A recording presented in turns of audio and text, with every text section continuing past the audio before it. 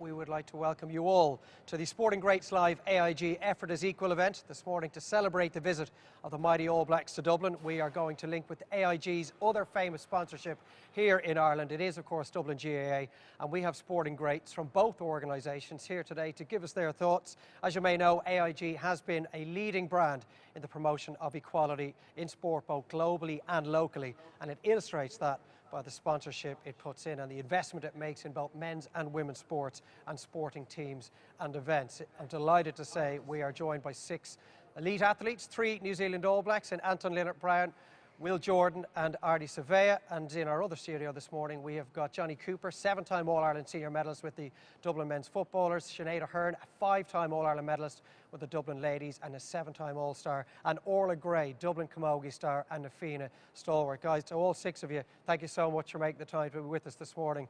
I know you 3 in particular have a busy weekend ahead of you, so it's great to have you. It's quite an array of New Zealand All Blacks that we have, because we've got Ardie, the experience, the old man amongst you. Anton, you're somewhere in the middle, and then Will, you're the baby. I mean, it's been a really tough start to international rugby, hasn't it, for you? 11 caps, 16 tries. You've really found it difficult since you made your breakthrough. It's been a cool start for me in the international scene. Been also being part of this group over the last sort of 12 months, and got the old heads beside me that have made it a pretty enjoyable transition. So enjoying being part of this group.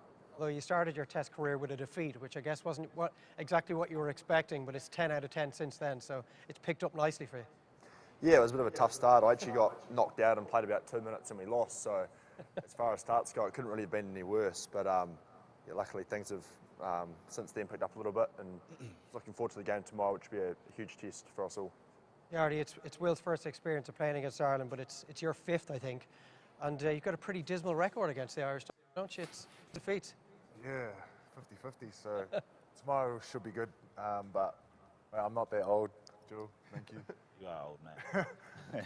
But yeah, like coming here, playing against Ireland in front of their crowd is awesome, mate, and I think the last time we were here we lost, so I think tomorrow should be exciting.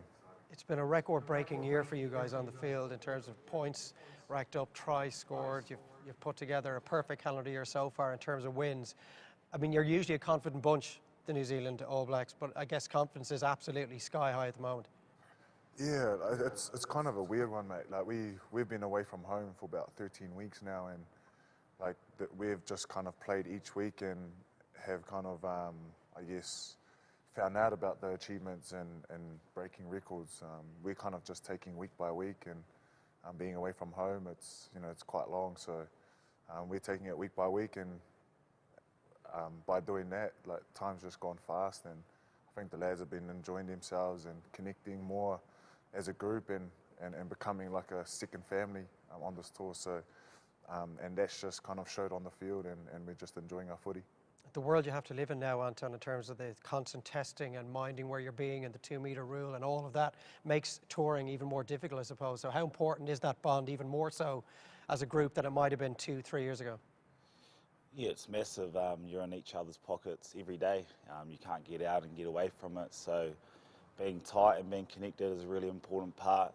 But we've shifted massively in this environment since I've been here. There's a big emphasis on mental health and looking after each other, and that helps grow those bonds. If you can be vulnerable amongst one another, it really helps, and we're a really connected team now. Turning to our friends over at the Dublin GAA side of things, it's really unusual to have a Dublin camogie player, a ladies footballer and a men's footballer in November, and none of them have picked up an All-Ireland winners medal, which is not something you've been able to say at any stage over the last 6 years, obviously. Jonny, you're heading into a winter without the title of being an All-Ireland champion. It's the first time you've experienced that since 2014. Is it a different feel? Is it almost a relief that maybe that incredible unbeaten 6-year run is over? Yeah, it's definitely a different feeling. I think, as you pointed out rightly there, it's a couple of years maybe since we've experienced as a group, and as a person, I guess, maybe the other side of it. So, but that's one side of it, I think, if you're looking at it from a sporting occasion. But on the other side, then there's a rich set of learnings, I think, that you can take from it. Obviously it's disappointing in the initial first reaction, but I think in the aftermath, in the couple of weeks when you review and you talk to the players and the coaches and the staff and support group and everything else, I think what we have found anyway, that there's a rich set of learnings there, and I think that's the important part of it, that as a group, if you're willing to go forward and you are going forward in a tenfold direction, that you take those learnings with you, because success has been great, but at the same time, and equally so, in a failure, there's also as I said, learning. So looking forward to taking them on board, having some frank conversations, and the guys mentioned vulnerability there, and building up that trust and the connection that you can get from success, but you can also get from the opposite as well. So certainly looking forward to it, albeit a slightly different feeling, as you mentioned. Yeah, Sinead, you're kind of in the same boat as Jonny, and I'm sure the guys on the couch here can relate to the sort of feeling you guys experienced after that World Cup semi-final a couple of years ago. Your drive for 5, Sinead, was ended abruptly by Meath this year. So heading into 2022, you guys feel like are almost back at square one and have to go prove yourselves all over again? Yeah, look, I suppose similar to what Jonny said, it's a different position, and you go back into the pack and you kind of refocus and set yourself for that. But that's a a different challenge for the group, an interesting challenge, and I think there's lots of things we can take out of the season. There was some really good stuff, some really good growth for us for this year, and look, I suppose with disappointment for how it ended, there's definitely tweaks that we can make, and going forward, I think it's a really great challenge for the group in 2022. These three guys are obviously all striving for their first World Cup medal in France in a couple of years' time. It didn't go their way in Japan. You're in a similar sort of a situation with the Dublin Camogie team. I think it's 84 since Dublin last won the All-Ireland. You're looking as part collectively and individually to take that ultimate step. How are you feeling about your chances going into 2022 as you look to catch up with the likes of Galway, Cork and Kilkenny? Yeah, it's been a bumpy kind of few years now. I'm only on the panel the last 4 years, and obviously there hasn't been a lot of luck, but it's about just building up on that belief and the trust amongst the group, and just trying to like stay focused, like trying to maintain the training, trying to keep the consistency with all the girls, the panel, and just trying to rebuild the trust between all the girls, just getting together more. And please God, hopefully 2022 gives us more success. Ardie, I don't know how much you know about the Dublin GAA side of things, but Jonny's team in particular won 6 All-Irelands in a row from 2015 through to 2020, and they were beaten this year. So many of their most experienced players have stepped away. You've got maybe 60 or 70 All-Ireland medals have walked out the door in the last 3 or 4 years. Very similar parallels to the All Black squad that you arrived into in 2016. And over the last 3 or 4 years, you've lost the likes of McCaw, Carter, Kieran Reid. That's just to name 3. What was it like stepping in as the new guy into a world champion winning side, but then you see all these veterans and experience just stepping away? Yeah, I guess, like as a kid, you grow up and you're watching them on television, and then sooner or later you're playing against, or you're playing with them, talking to them. And I think, like as a young fella coming in, I don't know if with these guys, but like you come in and you kind of intrigued in why they're the best, and you just like subtly like just sit there and watch how they do and their mannerisms and how they've become legends. And then obviously when they step away, you find yourself kind of wanting to do the things that they were doing. And I think it's awesome to be like that, but also on the flip side of that, it's just this sport. Like you start off new, but then to have guys come through, I think it's an opportunity for new leaders to come through and lead. And I think this generation has got so many intelligent brains,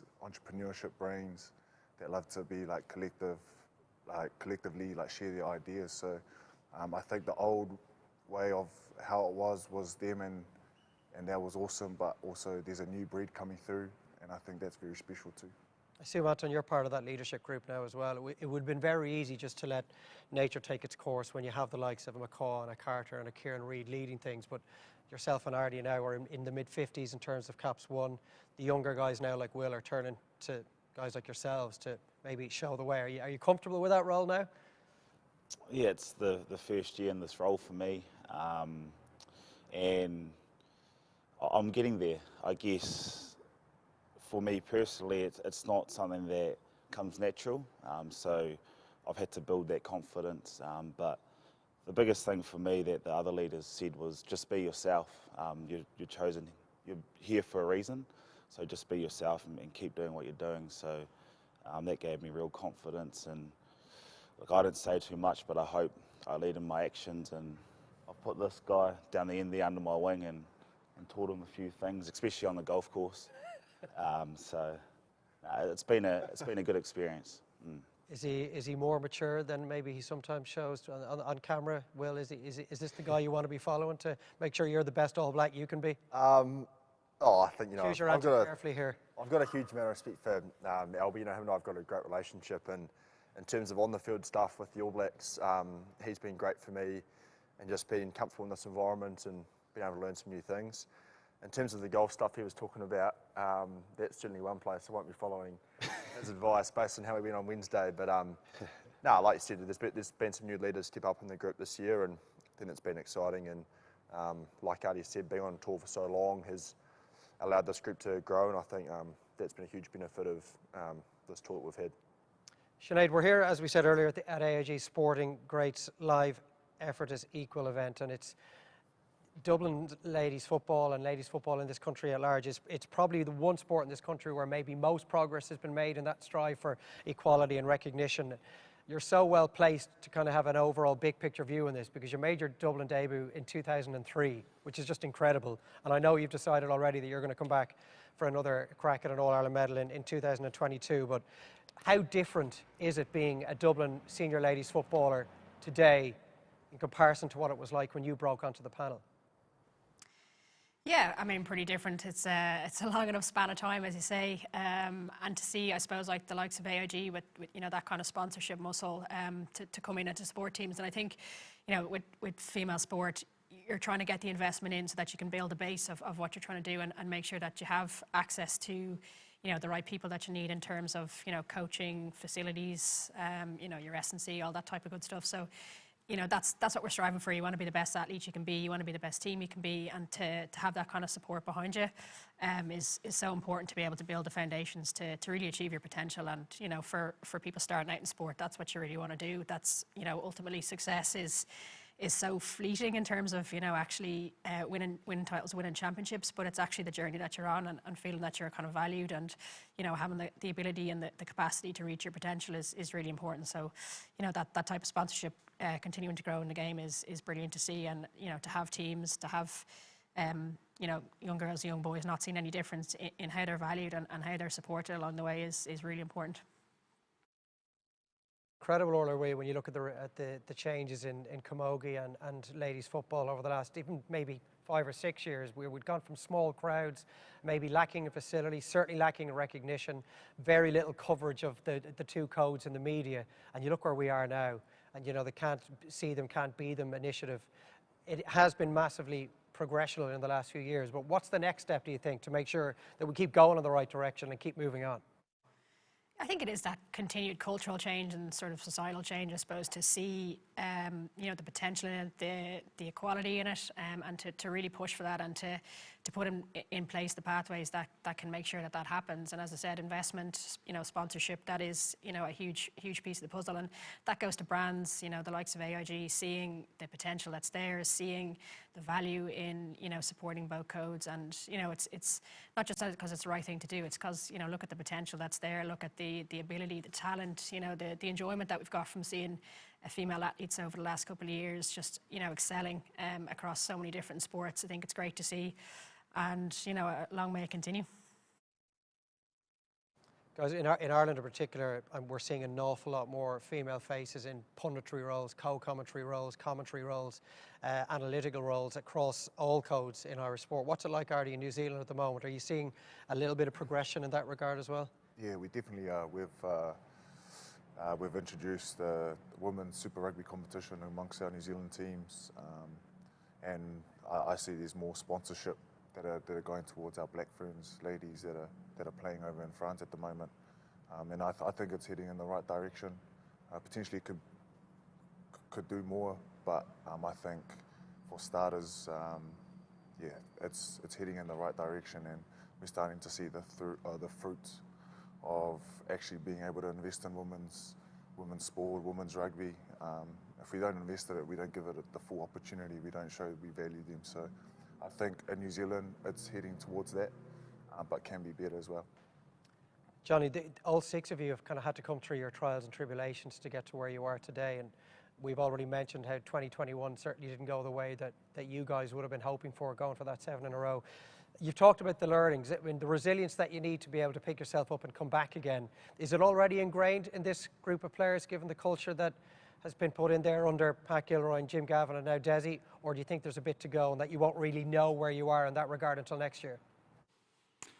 Yeah, I think it's a fair kind of comment or reflection. I guess time will tell in some regards. I think, you know, this particular group that's been together the last number of years probably trained subconsciously to, you know, put your hand up and not your hand out for the most part. So hopefully, you know, in terms of those learnings, that similar train of thought will transpire now in terms of the coming months and the weeks and the reflections before 2022 kicks off. So yeah, like there's a rich set of conversations that have already happened, and you know, equally going forward, I'm sure there's many other learnings. You know, even seeing hearing the guys talking today, like there's so much that you can pick up from different sports, different cultures, different environments. You know, be it AFL down below or in New Zealand, whatever it may be, in terms of learnings that other teams maybe or similar teams have gone through in terms of maybe having a certain amount of success and for whatever reason not maybe completing the particular season the way they'd like it to. So as I said, they're really looking forward to it. Certainly in the thick of it at the moment, and as I said, you can only get better, but once the mindset and the attitude is of that nature to, you know, chase it down as opposed to the poor me and the violin. Orla, I guess it's a little bit easier for the likes of Jonny, Sinead and the 3 guys. There's All-Ireland medals and there's Rugby Championship medals, Bledisloe Cup medals.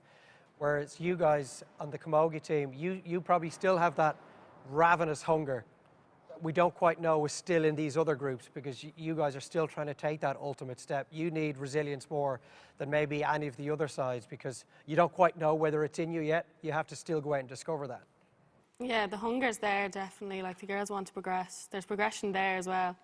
The potential in the group it's so strong as well. Like, if we can build on it and then just get our belief and the mentality we want to progress in the right direction to get to where Jonny and Sinead have been, and please God, eventually in the years I'm there anyway, we get to a final, semi-final at least, like just progress back to where we were 4 or 5 years ago.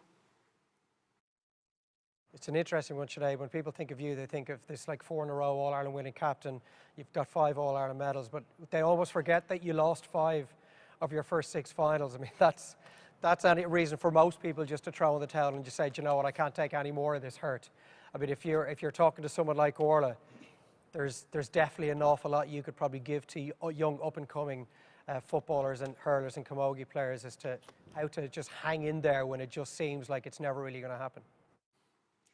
Yeah, and I think as I said, it's, you know, success is so fleeting, and it's a moment and it's nearly gone and you're back on the journey again. So it's about, you know, valuing that journey the whole way through, and, you know, am I progressing? Am I looking at the small things that I can, you know, build my game towards, and as a team, you know, getting there. And, you know, obviously in particular, I suppose the 3 finals that we lost in a row were really tough, and you're kind of searching, you know, do we have enough of a team? But it's the opportunity, I guess, that you have in defeat to kind of really look under the bonnet and, you know, figure out things about yourself and about the team. And you know, I've no doubt seen the camogie team and the progress that they're making, that, you know, success is definitely you know, something that's in the future for them, and hopefully it can be a great season for 2022. But I think, yeah, you just have to keep picking yourself up and going again and improving. And I think it's a great challenge, I suppose, for where the 3 of us are in this year, and for the teams that we're playing with to take up for 2022.